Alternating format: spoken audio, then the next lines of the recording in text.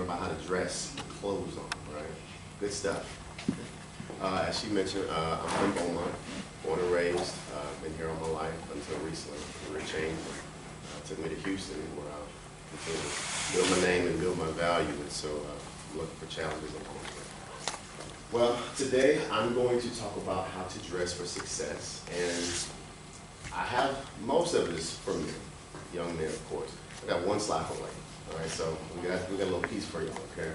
But it's a lot of, not so much about the tangible aspects of the clothes and the putting on, but also some of the intangible aspects as well, okay? Before everyone leaves, I want to make sure everyone gets a coupon book as well as some tips for a successful interview, okay? Here we go. So what I'm going to talk about today is why appropriate attire is imperative for the workplace. Many times, young college students, when they're coming out, they think that, okay, I've got the degree, I've got the GPA, I'm in there. Not so much. So we'll talk a little bit about that.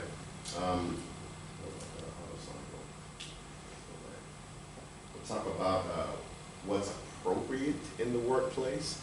Super tight pants may be the style and fashion, but when you're trying to get a job, that might not be the thing to do, okay?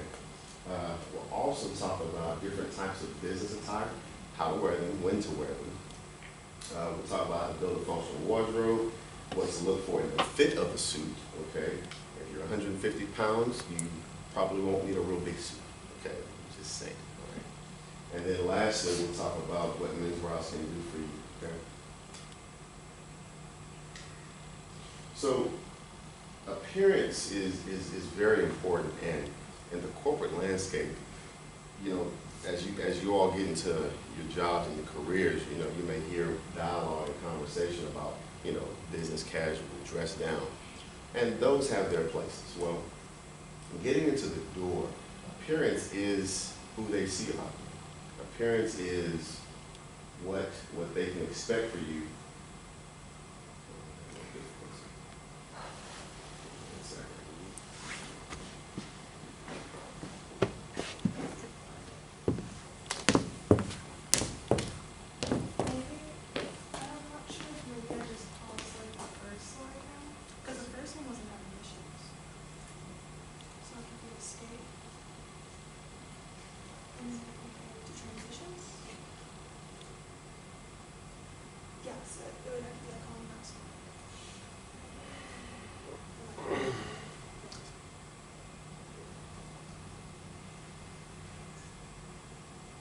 So we did that, and then we went to the home house or whatever you want to do.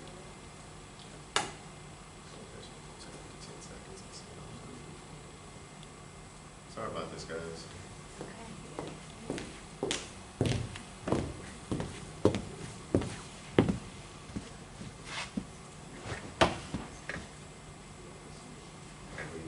Set up properly, but do a quick audit.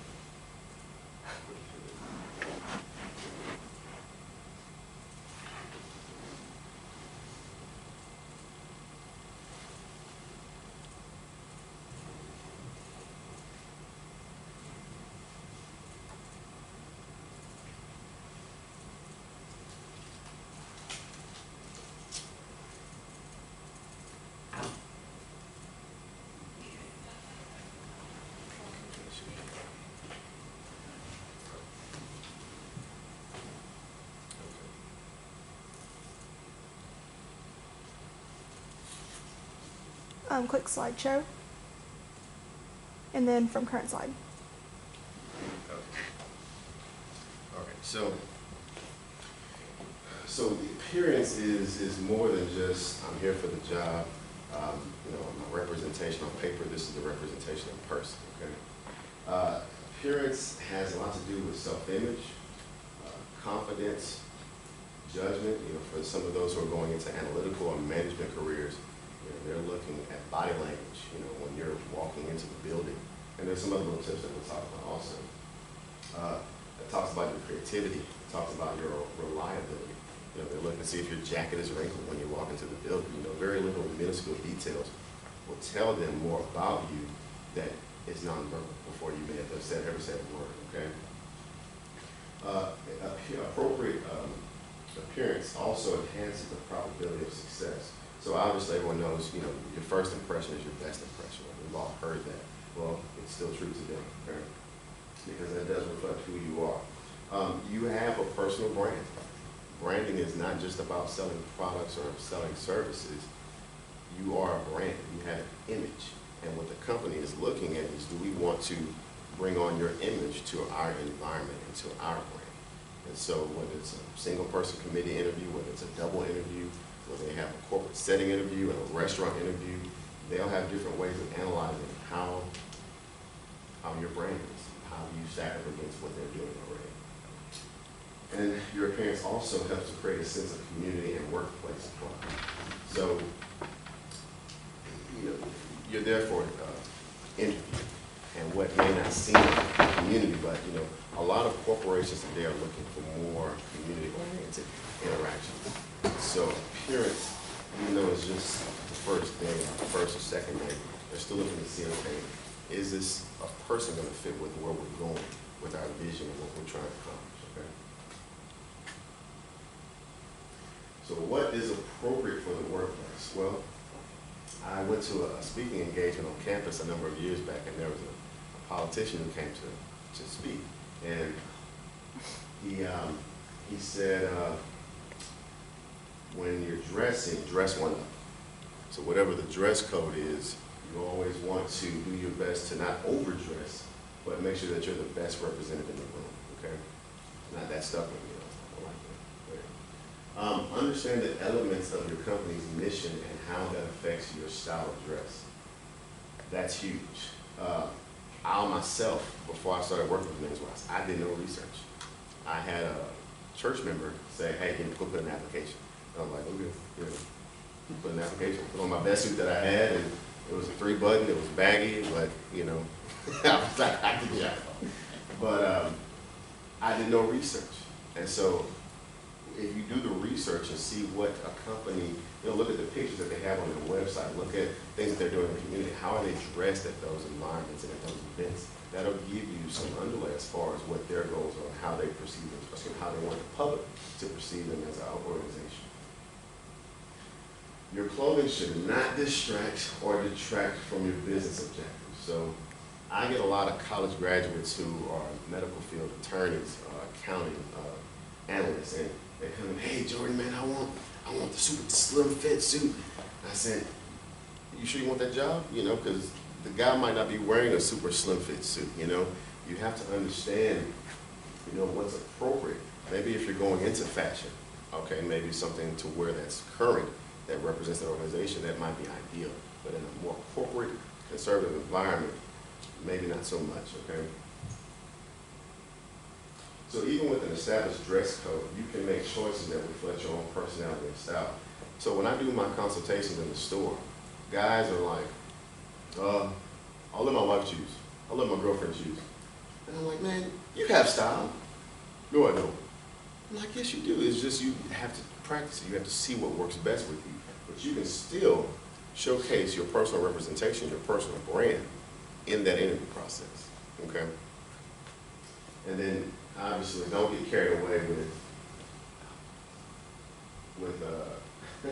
as I was saying a little bit earlier, you know, we're shifting so much and shifting to business casual and, you know, cocktail after 5 and networking and stuff like that. Understand what the objectives are in a particular environment and dress appropriately, okay? Okay, so what should I wear? Well, as you can see, it's not complicated, but it is intricate, okay? So you've got business formal, you've got business standard, you've got business casual. So business formal, these are, in most cases, what people think about when it's like, okay, I got a suit on, right? It's my dress shirt, my tie, my matching coat, pant, socks, shoes, belt, the whole 9, okay? This is, as you see, for client meetings, presentations. Ideally, these are your conservative environments. These are your conservative groups, conservative managers. And so white shirts, blue shirts, ivory shirts, those are your basic colors, okay? And they allow for multiple concepts for you to wear with other garments. And it says a power tie, again, know your environment. You know, if you're going forward with a Fortune 500 company, you know, one trick is to research their colors and incorporate that into your, even your socks, I personally. Business standard, this is kind of for more of the working professional guys, so more of my attorneys and guys who wear the business attire every day, car sales managers, engineers, engineering managers. Business standard is just kind of, you know, a variation of deeper wardrobe suit requirements. So after you have your black, after you have your charcoal, after you have your navy, how are your earth tones? How is your tan? How is your olive? How is your taupe? How are your other grays, your lighter gray, your dove gray, charcoal, on and on. And then business casual, this is kind of what you may see in a lot of the commercials. The mixers, the social hours, you know, everyone's kind of hanging out at the restaurant or what, happy hour, Taco Tuesday, and all that stuff. So with these are more or less relaxed.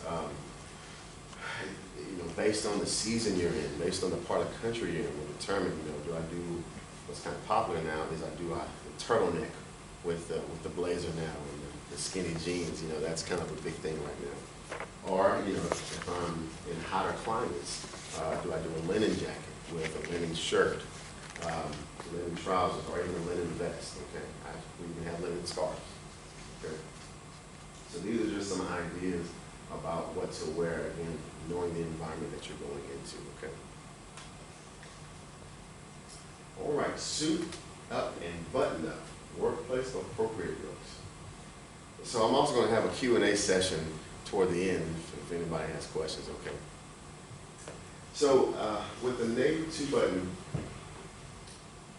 well, let me kind of back up. So in today's time, since about 1998, 2000, everything shifted from a 3-button look to a 2-button look, okay?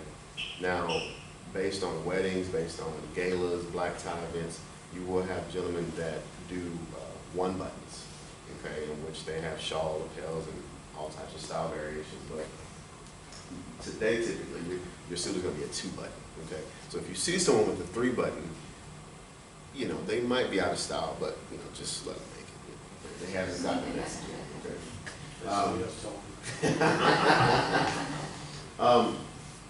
With fits, you have typically about 5 fits, okay? Now, they will be different based on the store.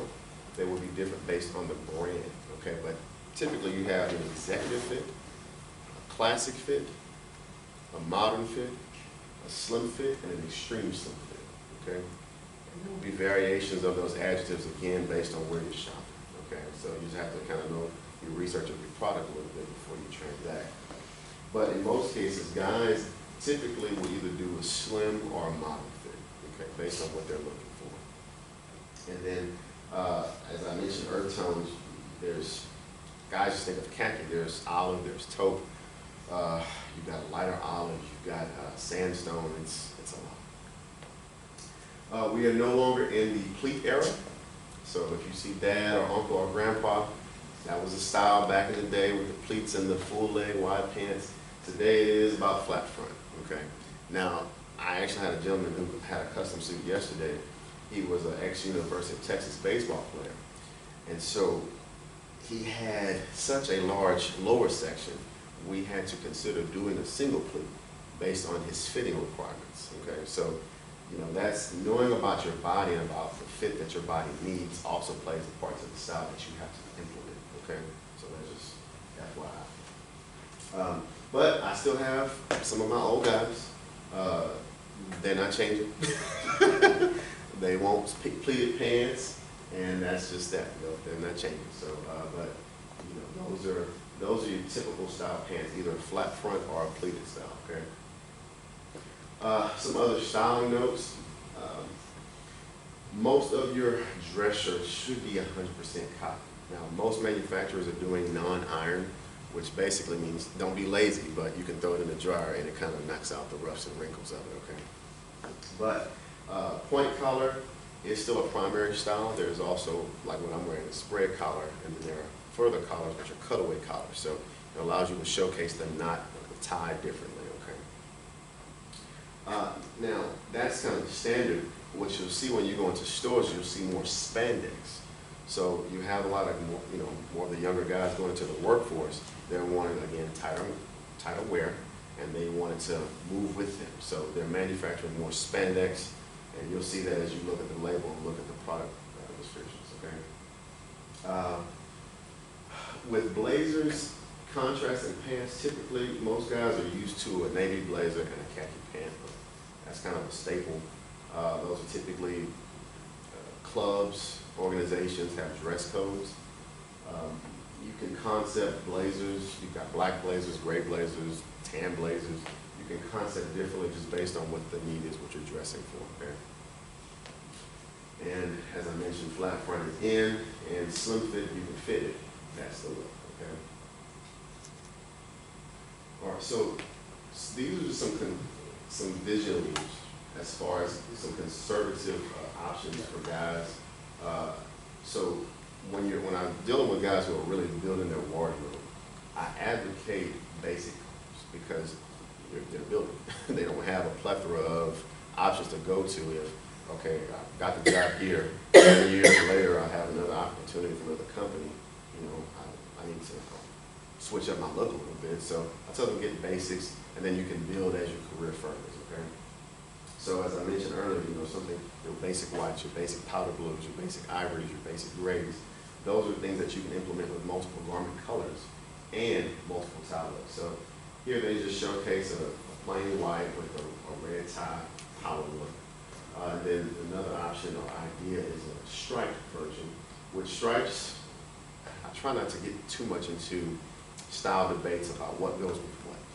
So I tell my guys when I'm consulting them, I say, if we go to a steak dinner and we sit down and both get a New York strip, we're probably still gonna have to cook differently, okay? So my style is different from your style, as is everyone else's. So it's a matter of that gentleman or lady knowing what their style is, okay? So styling notes. Know your neck size and sleeve length. I have clients who have events come up and they call, they say, hey, do you have shirts, dress shirts? And yes, we do, certainly. What size do you need? I need a large. I'm like, okay, what about the neck size? I don't know.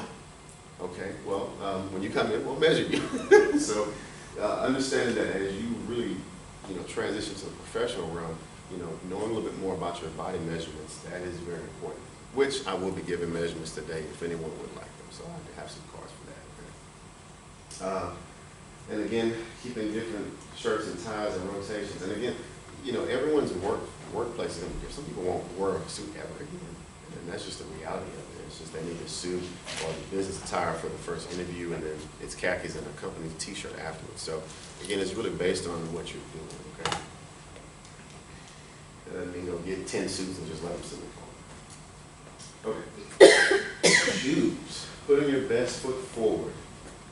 So I have a lot of guys ask me, how do I do my shoes? And I'll say, okay, basically you want to let your leathers match, period. So if you're doing a black belt, you want to use black shoes, okay? Black watch, all the same. If you're doing earth tones, all the same, okay? A third color would be burgundy, which most guys don't get to that color, but it's another color that's versatile and it still looks great with most of the combinations. And so I tell them, for the concept, let the leathers match. Now with the style, styles are again based on the environment. Are you going to be on your feet a lot? As a lot of my car sales managers, guys, they're in the parking line, they're at the desk, and so, do they get a lace up? Do they get a slip on? Do they get a loafer? That's kind of based on what they're doing. Judges, some of my police detectives, a little bit more administrative. They're in the courtroom, so they don't, they're a little bit more dressy.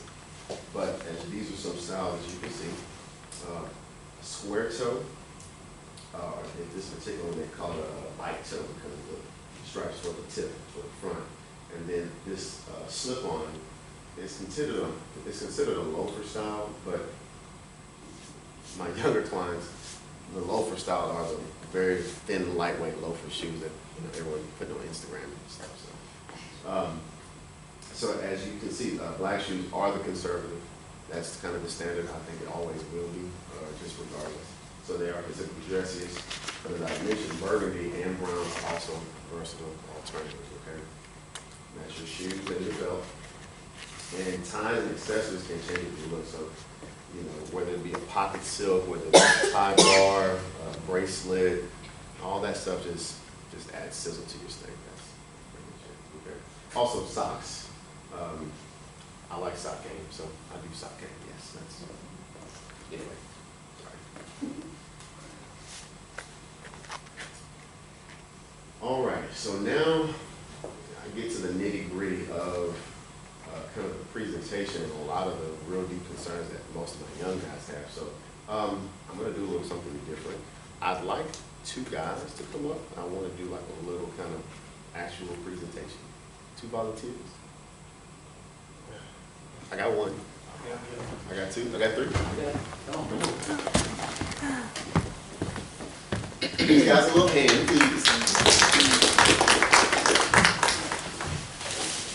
So with my young guys,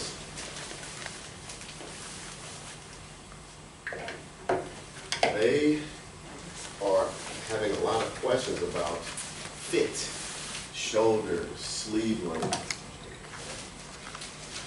et cetera, et cetera. And so we're going to do a little live example about how to actually fit well. All right, we'll borrow those muscles. Now notice, I don't have their size, and I know they're not going to fit well. That's part of this experiment.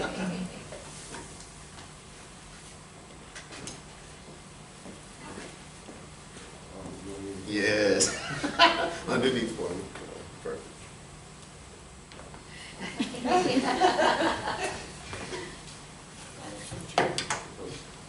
It's going to be terrible. It's going to be terrible.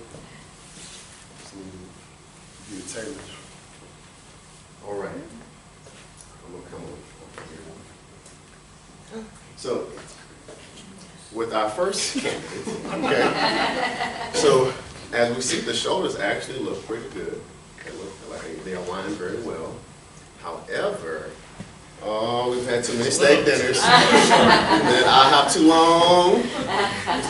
That's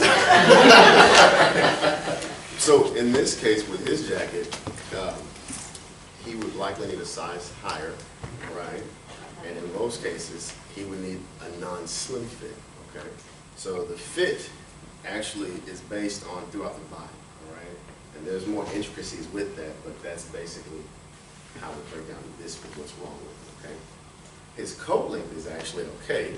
It covers his seat, and his sleeve length is not bad because it's a casual sleeve, just a little bit longer than casual. So we could shorten it to actually make it a business sleeve, okay? Does that make sense? All right. Let's go to candidate 2. So this is Grandpa's jacket, okay? So it's wrong size, period, okay? So it's way over the shoulders, where the shoulders should be in more. And then I have a lot of guys come and say, hey, can you fix this jacket? It's really based on how far off is it, okay? If it's close, if it's, you know, a little something, then most tailors, well, most men's warehouse tailors, can actually modify the jacket to fit the body better, okay? It's not the same in every case, though, okay? So smaller shoulder size, and in their case, even when you drop down, you're still need a slim fit, okay? To where it's a little bit more fitted through the size, okay? Now, the length of the coat is actually okay as well, but you need to have your sleeves shortened also, okay? All right. And then for our last candidate, he's actually almost spot on. So his shoulders are pretty solid. I need to switch. His coat waist is pretty solid. The midsection can be brought in a little bit more. The length of the jacket is okay, and the sleeve is not bad as well, okay? So does everybody kind of see how that works as far as the fitting? Now with women it's a little different. I'll touch on it slightly, but for young men, then that's kind of how the fit goes, okay? Wait, but don't you want the watch to show like a little bit more? Because, you know, typically people wear you know, watches and never they wear Very good question. lasers and stuff. I'm going to talk about that. All right, come on out. Y'all want to give my hand for me? So much.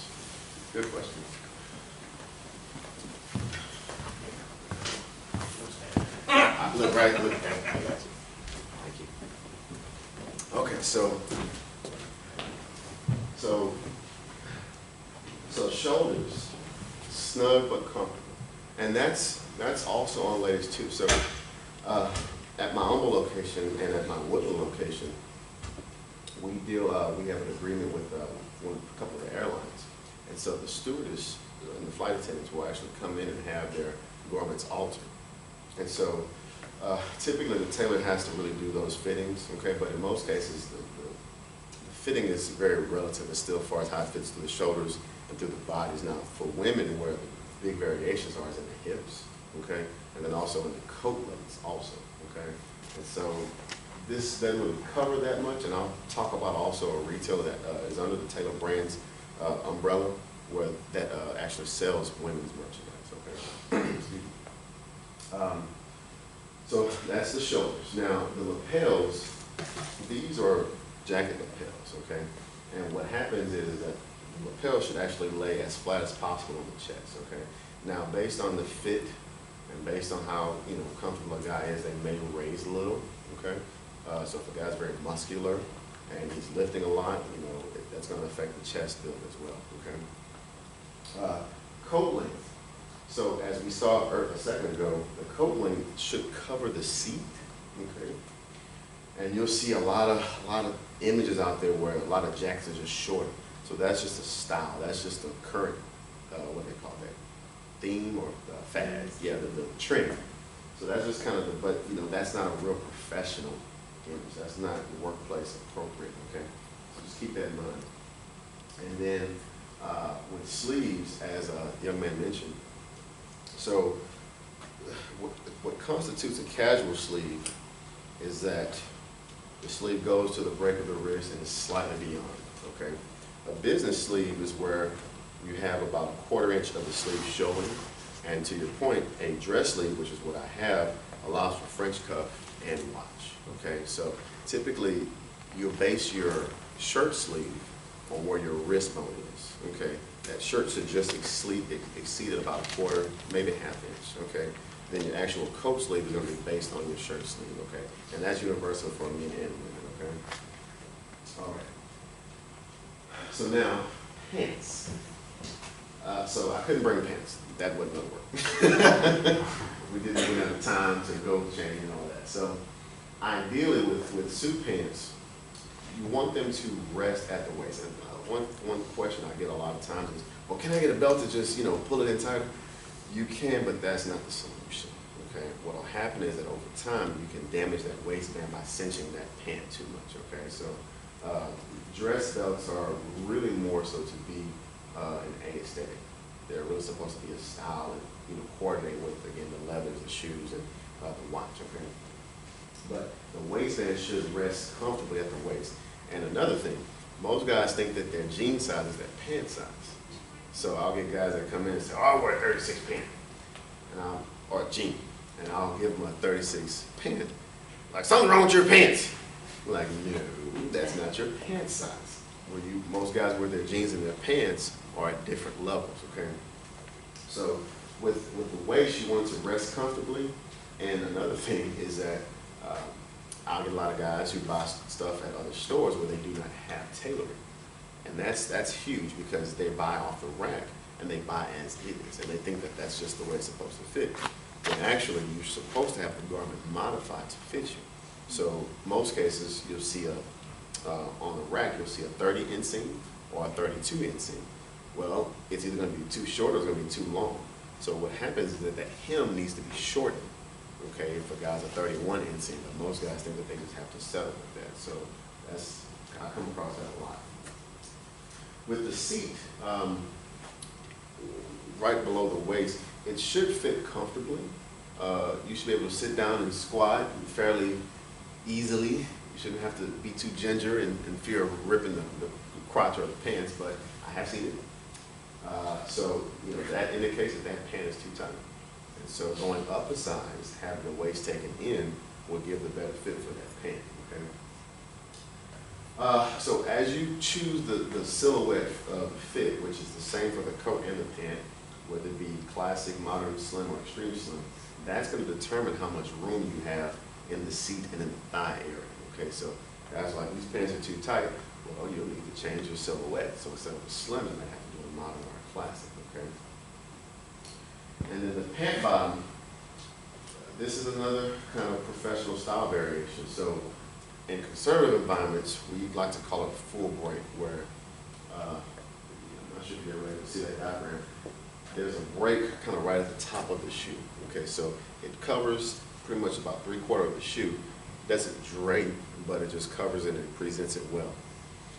Most cases, most of mine and most of my clients, I do medium breaks, which is a little bit shorter. It's a little bit more stylish, but it's still acceptable in the workplace. But what it does is it allows to showcase the shoe, if it's a nice shoe, and socks if guys are trying to show the socks. Now, what most guys will see today, again, they'll see the guys with the ankle high pants, and that has its place at the casual parties and, you know, more leisure events, but in the corporate world, more conservative pant appropriate lengths, I recommend that, okay? Women. Yeah. Okay, so this is not universal. With women's clothing, it's much more difficult than men's. Companies have different dress code, ranging, blouses, skirts, etc. So these are just kind of some overlay topics for women going into the workplace. So you see to the far left, most companies are acceptable of two-piece matching pant and skirt suit. The company that is under the Taylor Brands umbrella is called K&G. Okay. Now there are no Beaumont locations, but Houston, I believe, has 2 or 3 locations.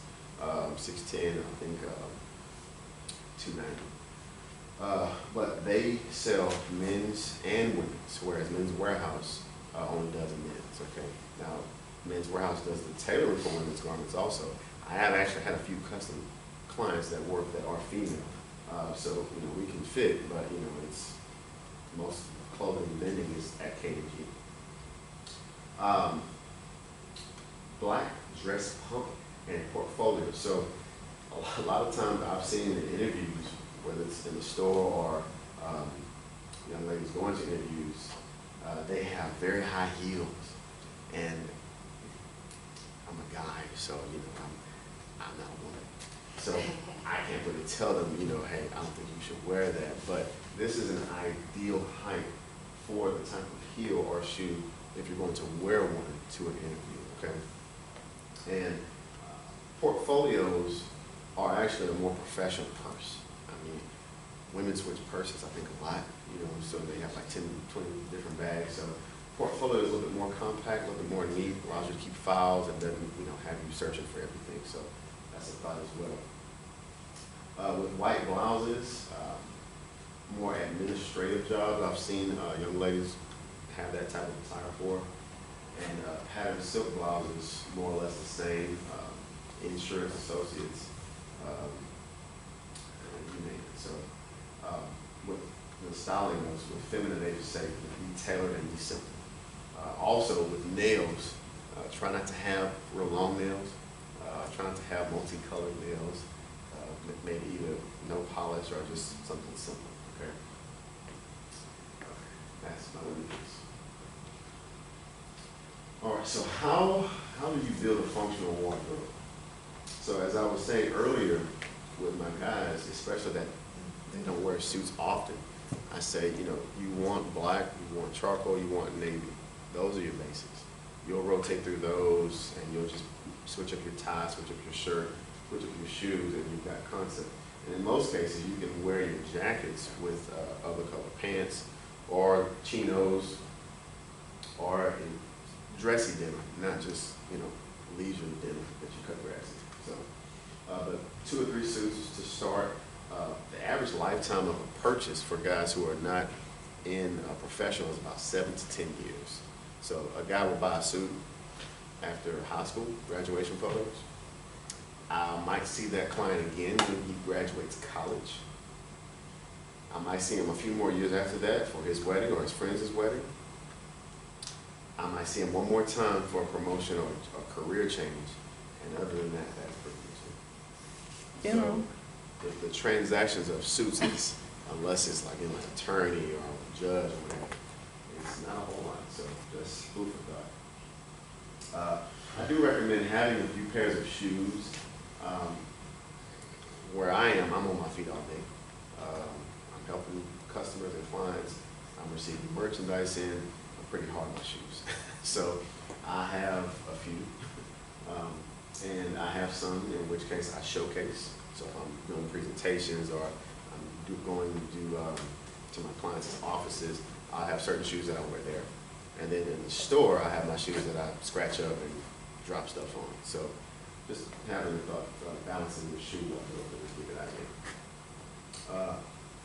So supplementing the wardrobe with a versatile blazer. So I get asked this question a lot.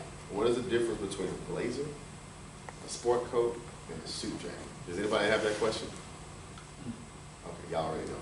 No, I'm joking. So blazer is a solid jacket color, period. No matching trousers. Any color. It can be turquoise, doesn't matter. It's essentially a blazer. Sport coats are in essence a blazer with varied pattern and color. Okay? Again, no matching trousers. So, case in point.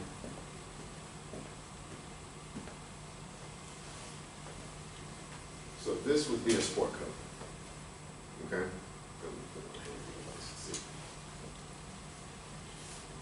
It's got a slight variant pattern, but in essence, it's not truly just a solid color, even though it's kind of a rose, but it's kind of got like an iridescent kind of shark skin appeal to it. So this constitutes as a sport coat, okay? This is actually a dinner jacket. So if you notice, the buttons and the lapel are covered, or this is a satin edge, but the buttons are covered in satin material. So this is, I think, we've got about 4 or 5 galas in the River Oaks area between this weekend and next weekend. So guys are buying these right now. Awards, presentations, the Oscars was just last week or something like that. February is a big award month. So this would be appropriate for going to those type of cocktails or events like that. And then lastly, you've got, I don't have a blazer. This is a suit jacket. So what is a suit jacket? Well, a suit jacket is a jacket that has a matching corresponding set of pants. Pretty much, okay? Oh, there we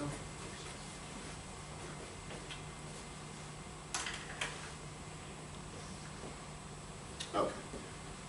So, I get asked that a lot because guys are trying to figure out what can they pair, what can they put stuff with. And so I have to go into explanation about the differences of that and what they can do and how they can dress their pants with that. Several pairs of dress pants or trousers and casual pants are encouraged just because a lot of my guys, they got an event. Hey Jordan, I'm going out of town to Denver conference. Can you send me some pictures, put me something together? Sure. What do you have? 2 pairs of jeans. Okay, it's not very versatile. So, you know, having chinos, having dress pants, having dress jeans, having a mix of items gives you availability and versatility. And, you know, kind of early on, but like even for my new hires in other industries, they're invited to social hours. They're invited to networking events, and like I've got my suit and I've got my casual around, you know, the house stuff, and I don't have anything in between. And so I recommend, you know, finding, having sales, going to the sales, and just kind of strategically building that up. Casual tops, whether they be sport shirts, whether they be vests. Some guys can do vests, some guys don't. Just, you know, kind of a style preference again. And you know, you can just incorporate it. You know, my family kind of makes a little fun of me. I like to dress up Thanksgiving, so I'm a little fancy at the turkey table. So, but that's just not personal. So I'll do a sweater or a vest and a pair of loafers and either a chino or a dress slack, just kind of based on where we're going. So for winter outerwear, so in Beaumont and in Houston, we don't have a winter. We have cold fronts. But, you know, I mean, we do have those periods where it's dipping into high 30s or whatever. So having maybe a jacket, you know, a little bit thicker be a good idea. And then obviously for my guys who do travel, you know, I got a guy who's going to London, and so he needed a pretty thick jacket, so we had that for him. So, all right, details. So, and I'm guilty of this. Sometimes I'm just kind of moving. I'm just going. So I wear my jacket in the car sometimes. Car doesn't. But don't wear it in the car as best as you can. Try to hang it either on the hanger or most cases, jackets have sewn in tabs on the collar. You can just flip it over and just hang it like that if you don't have a hanger, okay? Shoes should be polished. I'm in my 30s. My older clients talk about how days in the military, they spit shine and shoe shine. It was a mirror. I'm not there. So a good polish on it.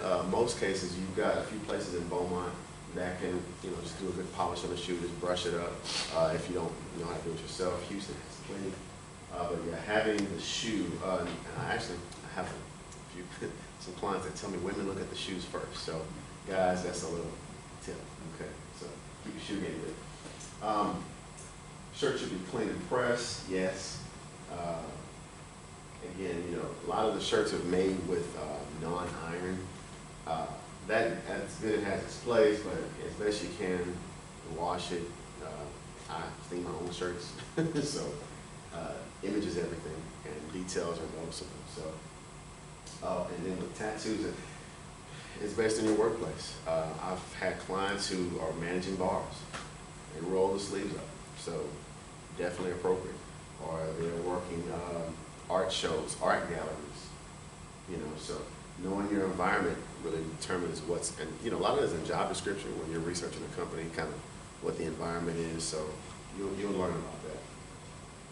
Hair should be done, that's kind of a no-brainer, in a style appropriate. I have clients that, you know, always say, how do you do the hair thing, man? It's so, make it look so good. I said, well, I have to maintain an image. You know, if I don't dress from top to bottom, when guys come in, you know, looking for help, if I don't look like I believe what I'm doing, then they won't work with me. So that's very important. Fingernails obviously should be clean and trimmed, and jewelry and watches should be, you know, conservative. And yeah, strong cologne and perfume, maybe some Axe or Old Spice. But yeah, so those are some small details. So what can Men's Wearhouse do? So Men's Wearhouse right now has about 770 stores, from Alaska, California. I think they have a store in Puerto Rico. So you've got coverage everywhere. And the inventories will vary based on what part of the country you're in. So guys will, you know, coming from California, they'll, oh, they didn't have this there. You know, things are different for parts of the country, okay? I do have the coupons, so make sure everyone gets one before they head out. And then there's always discounts, always discounts. Obviously tuxedos, we do those as well. The Perfect Fit Reward Program is just like any other retail reward program. Airlines, every dollar you spend, you receive a point. And once you reach 500, they'll send you a $50 gift certificate. So when I have my regulars doing buy one, get one free, they'll get 2 suits, whatever price, they'll still use that $50 gift certificate. So they really rack up. So, and then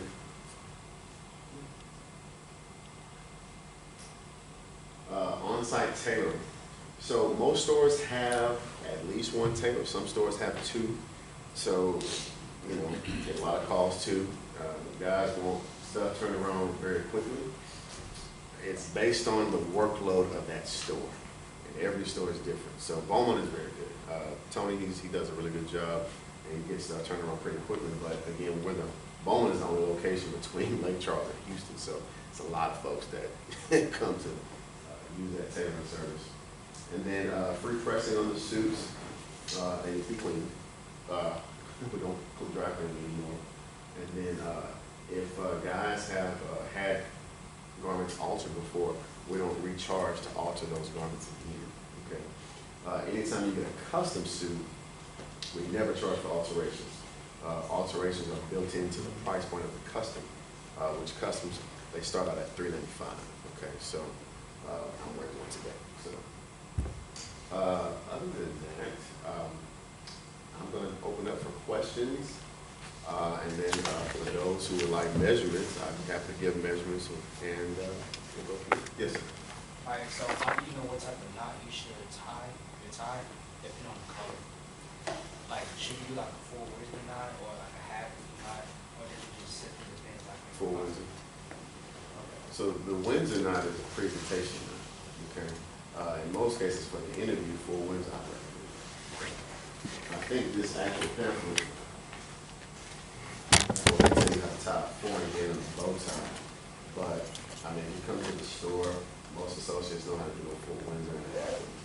Half Windsor is just, if you're putting it on and it's not like an interview or a presentation, but you still want a unified look, so. Okay, and does that also, so the full Windsor knot, does that also like go with like different types of colors, like the type of color that Good question. So full Windsors typically need a wider collar to showcase the knot. Okay? So with point collars and I'm forgetting the other collar, it's a little more narrower. They'll actually cut it off, so you won't see, you tie it with a knot that day. You're not going to really see it. Okay, that makes sense. Yes, sir. So what fit of suit would you, say that most men in the workplace should get? Like a modern fit or like an executive fit? Based on their body. Based on their body.